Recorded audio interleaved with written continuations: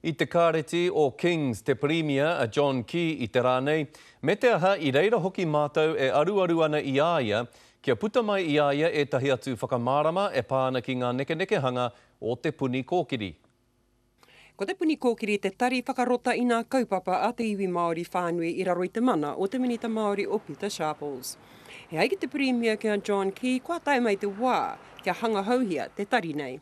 That was part of their confidence and supply agreement when they joined forces with National. Ko te kōrero mai te kaiwhakahaere mā tāmua, nā te ruihi o te tari i te 5 miriona tāra, he rima te kau nā tūranga mahi ka poroa.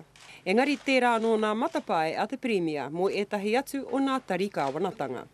In the end, we need to deliver value for money and better outcomes for New Zealanders, and that will involve change, not just for TPK, but I might add for a number of government departments. Tērā no ana whakatau ko te whakakoia ki nā mahi a tēnei tari te whainga mutunga.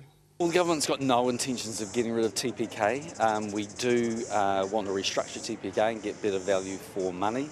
I nā ko nā whakapai a te mema mo te pāti mana, he whānui ake nā taumahatanga ka taumai ki runga i te iwi Māori i tērā o te whakakore i ngā tūranga rima te kau. This will be the end of advocacy at a single source for Māori. Ka tāpiri hea te tēnei take ki tērā o te hiahia a te kāwanatanga ki te whakakāhore i te wāhanga here i te tiriti ki te hoko i a rātau rawa. Ka hore kore, ka korohuhu rawa atu nā kōrero ki Waitangi. Tini Molyneux, te karere.